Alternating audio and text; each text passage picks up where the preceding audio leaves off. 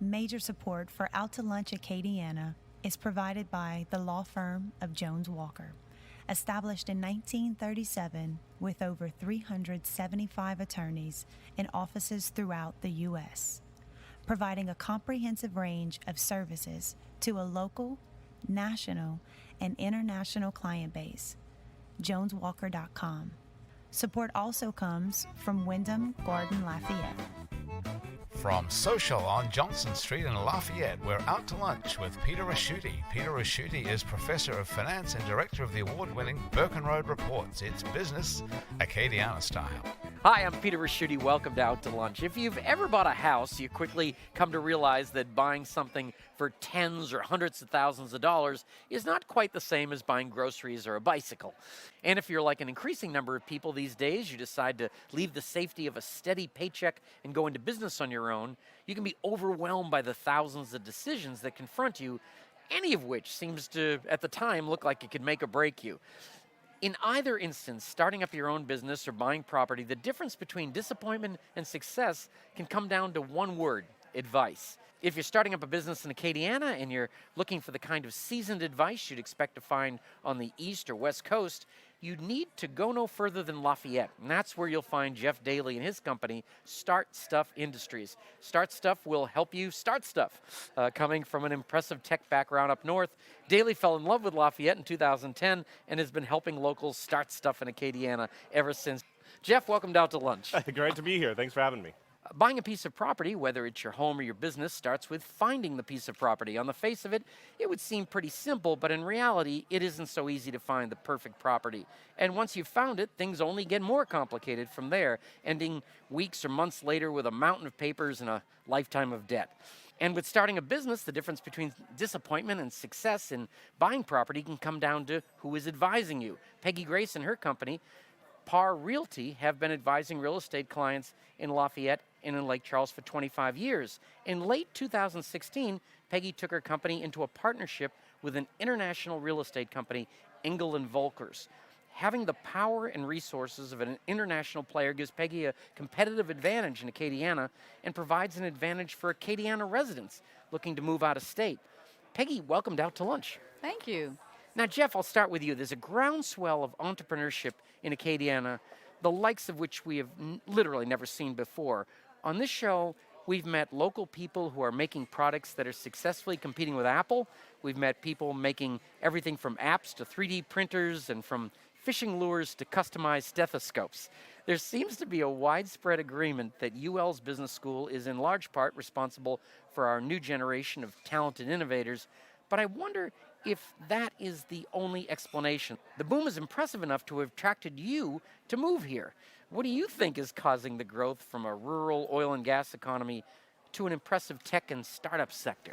Well, I think there's a lot of factors that are leading to that kind of growth. You know, a big part of it is the quality of life that we have here in Lafayette. This is the kind of place that creative people want to be because it has, from us coming from a big city environment in Washington, D.C., we get pretty much everything we want in a big city, but then we also get all the advantages of a smaller town and even a rural type community as well, all in one place. We had a moment a while back where we took our dog to a pop-up dog park downtown, walked home to our neighborhood, met a neighbor who gave us a bag of citrus, and then hung out at our house, which is almost kind of suburban, but like on an inner rig kind of deal. Where else in a 10-minute walk can you have all three of those experiences in one place? That would, in D.C., people aren't giving you free fruit. Oh, no. They're taking your fruit. So I think part of it's that. Part of it is that, we do have a history of risk-taking as a community and a willingness to go ahead and try something different, something new. Basically from the oil and gas business, right?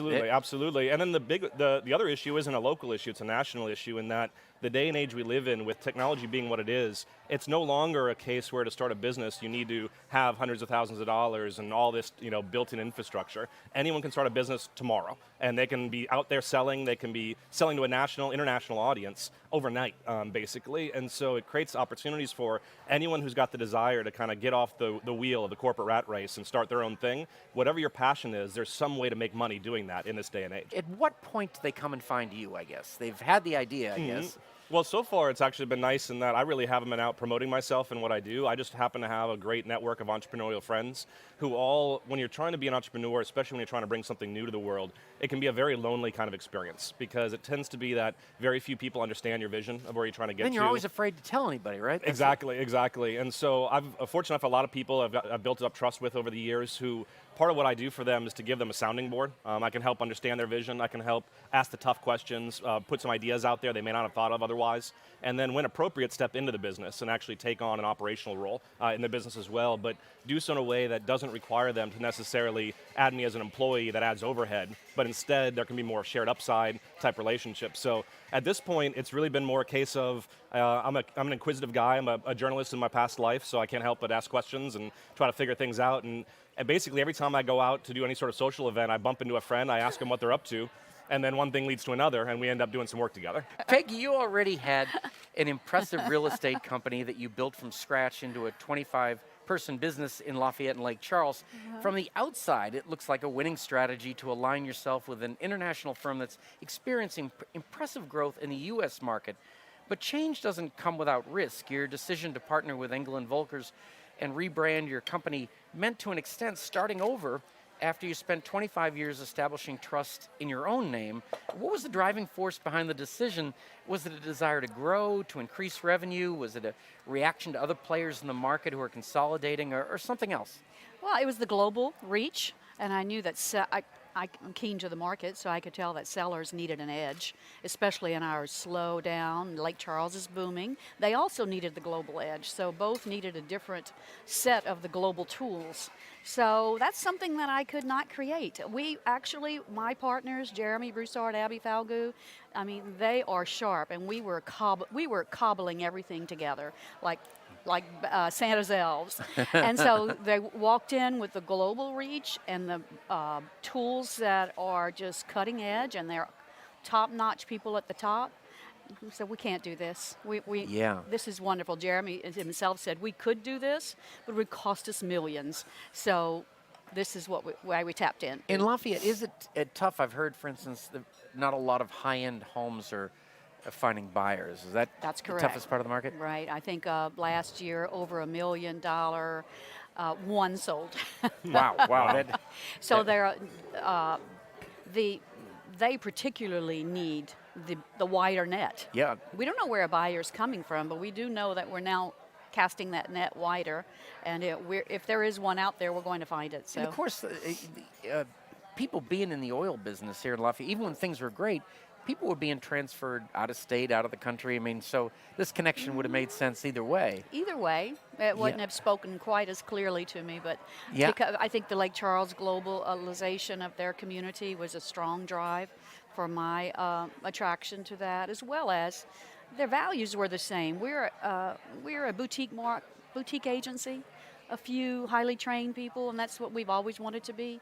And that is what they want to have globally. And they strive for everyone to be trained professionally at the same level, on a global level, and all shops know large agencies. So we connected right away. Let me ask you how Lake Charles is working as a market for you folks, because is shortage of workers, all of that, there's man camps, things like that. But some of those, a lot of those jobs will be permanent jobs, but a lot of them are jobs that are just in the building stage. How does that affect you on the real estate side? There's some wonderful engineers that have come on the front end, Travis Woodard and CSRS, I think is the name of their firm. They did a lot of studying, and they're controlling that so that we don't overbuild. And in 5 years, when the workers leave, the builders leave, then we're not overbuilt. So it's a big planning stage, and they've done a lot of work on the front end. It's coming along well. Geoff, what have you found? First of all, really, what brought you here? Were you just like walking cross country and you happened to cut through Lafayette, or what brought you through here? No, it's when I was in D.C., I got involved in fiber to the home at a policy level, and I was doing a listening tour of communities that had deployed fiber to see what they were doing with it once they had all that capacity. And so that's when I came to Lafayette and really just kind of fell in love with the people, the culture. I grew up in a great area, but it was the suburbs of Minneapolis, where we just don't have the same level of culture. We talked about how that client comes in and they have the idea. Is there first of all, do you run into clients where you just know this ain't going to work? Oh, certainly. I mean, that's and that to clarify, I'm actually most interested not necessarily in the client who has the idea, but the client who already has had the idea, is already working towards it, and needs that force multiplier to accelerate the process, especially during the launch process of a product or service, because that's the phase when you really have to make some decisions quickly that will affect the direction you're going. You also you usually can't afford to overstaff because you don't have the resources, but you can't afford to understaff because then you can't keep up with with the growth that you're trying to realize. Now, do you take an equity position in these companies? Each deal is unique. It depends entirely. Some of it, I'm getting purely paid my hourly consulting rate. Some of it, it's a hybrid between a cheaper hourly rate with some level of upside, whether it's profit sharing or equity, and some it's pure risk, where it's just equity. I will say one of the advice I'd give to anyone who wants to be entrepreneur, it helps a lot if you've got a great spouse. When we were looking to get my wife, she had taken a couple years off. I wanted to give her that time to kind of not have to work and relax. And well, not relaxing, that was a bit of a pain in the butt with her being the homemaker. So I'll give her complete credit for that, you know. But once we decided to get her back out there, I just went through my network, and within a month, she had a couple of job offers that were incredible job offers that were just great things for her. And for me, that's part of why I like being in a smaller market like this, is because of the accessibility to folks. Yet we're still big enough where you still have resources and people with vision and things to make happen. Now, we don't have everything. We do. That's still what I was have. going to say. What's missing? So I think one of the big challenges we face in this market is there's two main ones I would point to. I'm particularly interested in the software space in this market, and we need to have some more breakthrough successes so that people can realize that you can really do it here in Lafayette. So this is a company that just got to a certain size that... Exactly. I think the leading candidate for that right now is Waiter, with what Waiter's doing in our market, because they're blown and going, and I think they're going to have a very large exit in the next few years. What that does is that wakes everybody up, and it says, oh, wait a minute, you don't have to go someplace else to do that. You can do it right here in town. Wakes up the entrepreneur, wakes up the college kid, it wakes up the investor. That's the other big thing that we face a challenge of right now, is that we have incredible wealth in this community, especially given our size. We do not necessarily have a well-developed capital infrastructure with lots of people who are in that mindset of ready to cut the check on stuff. And because of the fact that oil and gas is such a known quantity, there's a lot of folks who, when they consider an angel investment, they consider it relative to the context of putting their money into oil and gas. And if you're looking at a tech startup, tech startups don't cash flow right away. They take time, right? Yep. And that's just a very different kind of unknown, uncertainty kind of deal. So as a result, we have a lot of interesting deal flow starting to pop up, but we don't necessarily have a lot of guys sitting there ready to cut the checks. I am excited about what Pete Prados is doing over with the Acadiana Angels. It's been a big help for us. Yeah, absolutely. That's a big step in the right direction of saying he's got about 15 investors now who are all committed to putting some money into companies each year. I think that's a tremendous first step. They also have their big accelerator program where they got some big grant funding on all that. I think those are huge keys to moving the needle forward. We just need to keep talking about it and keep folks realizing that, it may be risky, but first off, if you're in the position where you have the ability to cut a check, how much of a blessing is that, right? Yeah, you know, and if anything, I think we should not look at startup investment purely from a financial lens, but also as almost like kind of like a luxury real estate kind of thing. It's something that, you don't necessarily have to do, but how cool is it that you can do it? Right. And if you're looking for something to kind of get you excited and something that gets you energized, what's more exciting than helping the next generation build something that can create jobs, create wealth, ideally make the world better in some way, and put a multiple return of your money back in your pocket at the end of the day? You're listening to Out to Lunch. I'm Peter Raschuti. My guests are Geoff Daily from Start Stuff Industries, a Lafayette startup consultancy and strategy partner, and Peggy Grace from Engel and Volkers Realty in Lafayette and in Lake Charles. Now, Peggy, I've got to ask you, you're not in any of these markets, you're not the big player. There's bigger players. So how do you compete? Most people, how do most people find a realtor? Actually, I don't even know that. Yeah, well, they all look the same on the surface, don't they? With all the signs advisors and all, do. yep. But when you run into a problem, it's the resourceful one that you hope you have. And that's what he was saying that? about resources. Well, it's an image thing. So we have a high integrity image in our marketplace here and our marketplace there. And so it travels. Especially Lafayette is a wonderful place to do business, so is Lake Charles. People talk. Yeah. And they'll Which is say, why you've got to be this good. Yes, you have to be good. That's correct. And now internet reviews are wonderful. So that they all look the same in the beginning, but it's when you have bumps, then that's when you're hoping you have the resourceful, smart one. And inevitably, you're going to have bumps. I would think. Yeah, just I think about. so. Yeah, just Well, about. and I'll give a compliment. I haven't had the opportunity to do a real estate deal with Peggy, but she looks like a sweet lady, but she's a killer. Oh, on the really? inside. And if I'm wanting a realtor, I want someone who's a killer, on my corner. This So is great. My New York market, when I was there, they said, you have the kindest, softest voice. You could be telling me I'm going to kill you, and we would say, yes, yes, yes. Wow. That is an advantage. Now, Peg, let me ask you, Lake Charles kind of, this whole liquefied natural gas thing took off as about like 5 years ago or so, or before that. How did you react?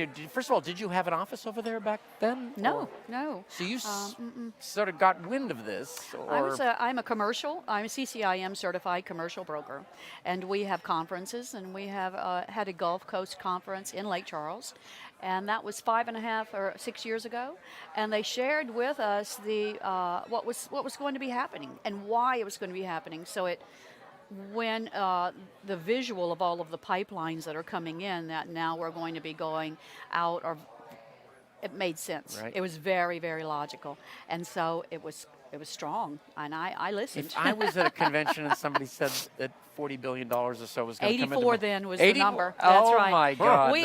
We've modified, but it's still awesome. That is pretty amazing. And the most amazing thing about this story is when these facilities were initially thought up, we were going to think about bringing natural gas into the United States, and the market changed. They hit shale, and all of a sudden, I don't know, we turned the valves around to send them out, which is pretty. No, it's more than a valve. It's fascinating. All right, I've got lots of other questions for you, but Peggy, Geoff, it's time for the part of the show we like to call your brother-in-law. You're finally wrapping up a long day at work when your phone rings. It's your brother-in-law. Now, normally he only calls when he wants to borrow your pressure washer, but this time things are a little different. I'll start with Geoff. Geoff, your brother-in-law says he's got a genius idea for a business, and he wants you to help him launch it. There are literally 1 billion apps out there in the world now. Most of them come and go without being successful. Some of them are really good, but they sink without a trace because they're not marketed properly. Your brother-in-law says he'd like to find some real good apps that didn't make it and make a deal with the owners. Then you work your magic and relaunch them. He just needs $5,000 or so he can quit his job at the rice mill and do this thing full time for a few months to get the business up and running. What do you say? You in? It depends entirely on the circumstances because, so anytime you're looking at is it worth doing an initiative and can it make money, first you have to figure out are you solving a problem, because if you're not solving a problem then no one's going to pay you for it. All right. But you have to not just be able to solve a problem, there has to be budget associated with that problem. There has to be someone willing to cut a check. You have to think about where that check's coming. Is it coming from an existing budget item in a budget, or is it something that they're going to have to allocate new money for? Because it's obviously harder to get someone, either direction it's going to be difficult, because you have to make a case to say that if you're reallocating existing budget, that your mousetrap's better than whatever mousetrap they're using today. Or if you're trying to get them to allocate new budget, well, now you have to make the case to say why allocating that new budget is worth reallocating to your idea and not the million other things that they could be doing in that fashion.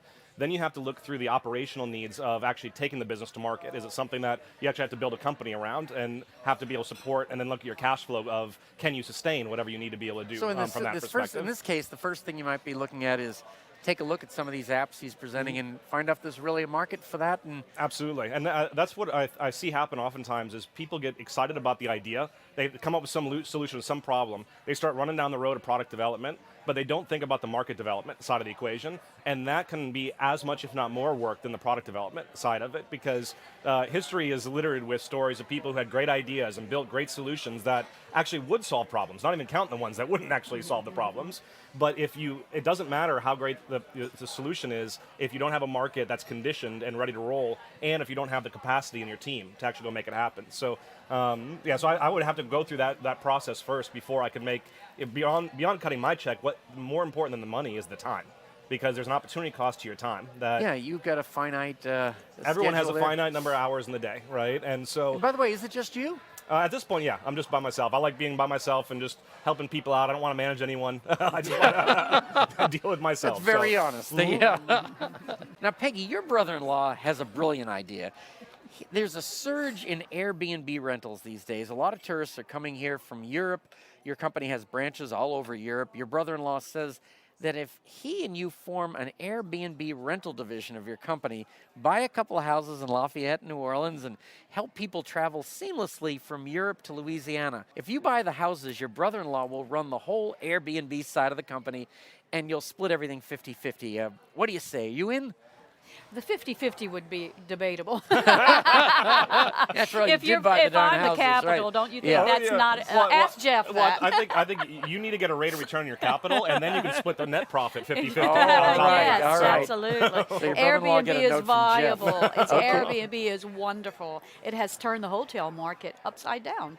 And so someone buying a home should be looking at maybe there's an apartment in the back, or is there a room that I could finish off? If things are slow as they are in Lafayette, that's a wonderful income for someone to make it through the slow time. I know quite a few people in Lafayette who are doing that. They're Airbnb-ing a room upstairs, and then they're paying their note, and then things are going to get better. So could that be a it's viable. sidelight business for you, or that would be Oh, I too do have an distracting? Airbnb. You do? I have an Airbnb, yes. This is so Strangers like your coming in. This is just like your brother-in-law. He comes up with an idea you're already doing. You know, this is And he what wants half the money. I know. This is really to be feared. I don't know. Well, Geoff, you mentioned where the oil and gas wasn't a big area for what you're working with. Who are there? Where are the startup opportunities now? Again, I think it's really endless. There's the day and age that we're living in right now. We still are stuck with a lot of 20th century problems, despite the fact that we're living in the 21st century with all these technological capabilities available to us. And I think the big limiting factor that I kind of came to realize was that people often look at technology as this thing that you need to focus all your energy on. But I actually look at the social infrastructure of a problem is even more important. And one of the examples I give on that was when I first came to town, I had a nonprofit I ran called FiberCore, where we facilitated projects that leverage the fiber network. And we had a project where we were working with Stellar Settings and Lafayette General to set up a telemedicine clinic for employees so that you could have an on-site nurse with video conferencing connected to a remote doctor get about 70% of the services of a walk-in clinic at the job site versus having to, especially at Stellar, they've got security and all sorts of stuff. It's a real pain in the butt. Plus having to wait in the doctor's office for who knows how long and all that. Well, both parties wanted to do it. The technology was plug and play. It took about 1.5 years to go live, because you had to figure out what's the scope of services, what's the legal agreements between the two parties, where's the clinic going to go, how are you going to build it out? Oh, it's Christmas season, we need to stop for a little while because Stellar gets very busy during that time of year. And it was no one's fault. This is just the nature of when you're trying to do something new, it takes time, especially when you're trying to change behavior on that. And so that's kind of the biggest opportunity and the biggest challenge that any entrepreneur faces, is that most of the times when you're trying to bring something new to the world, you're requiring people to change a behavior. And getting people to change behavior, if you can do it, then you can be locked in and be that person forever at that point and make a great business.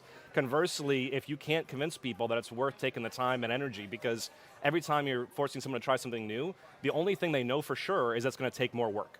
They don't know for sure it's going to actually make their life better, right? So you have to get them to kind of take that leap to say, okay, it is worth actually taking that time to do so. So as long as you have a product market fit, and as long as you have a way to address the fact that you're going to have to get people to change behaviors, reallocate money, I think there's opportunities in every industry you might have. And so you drive down the street just looking from side to side, thinking, I see opportunity everywhere. You know, on that. And I would even say in oil and gas, because I do have one client that I work with in the oil and gas industry where they're seeing some interesting opportunities around. Over the years, they've been building a lot of tools internally to make their own operations more efficient. And their business model is more of a time and materials type business model for their clients they work with. Well, now they're realizing all these tools they built, they could actually productize and start making much higher margin than what their current rate is on that. And they're able to productize it because the offerings they can give to their clients are going to save their clients money. And in this day and age, that's what all the oil and gas companies are very interested in. Whatever they can do to get more efficient, in that way. So there are opportunities in the oil and gas industry as well, but that's another example, is that if whatever you're trying to sell in the oil and gas industry requires someone to cut a big check, that's not going to be easy, right? Whereas if it's something that's more of a They can step into an existing process, just make it more efficient, and you make money off that efficiency in some fashion. There's actually a lot of opportunity in that space. And Peggy, I asked you one half of the question. I didn't ask you the other half. We know what attracted you to Engel and Volkers, but what attracted Engel and Volkers to you and to this market? Oh, they targeted Lafayette and Lake Charles as emerging markets. And then they came to my door because I had a similar operation to their shop model, high professional level. That was the best locations. We our locations in River Ranch, so they knocked on my door. Mm-hmm. Really? It's a great so deal. They sought you. Oh, yes. Wow. Yeah. Well, and she's not blowing smoke. We had a chance to go to their opening ceremony deal and was visiting with the guy from Engel and Volkers, and he was rather effusive in his praise for how well Peggy and her team aligned with what Engel and Volkers represents as an international brand. Wow, I think somebody we're a to star. back you up I think here. we're a star. Yeah, absolutely. Now, there's no doubt that the business environment in Lafayette and parts of Acadiana are changing. We've had tough times with a volatile oil market battering the economy and challenges with floods that have depleted the workforce. But out of all this adversity, the entrepreneurial sector, the tech sector, and in some areas, major projects are contributing to a changing economy that has a growing number of bright spots. Peggy, Geoff, your businesses are two of those bright spots. It's been great to spend time with you, and thank you both for taking the time to join me on Out to Lunch. You're very welcome. Yeah, thanks for having us. Thank you.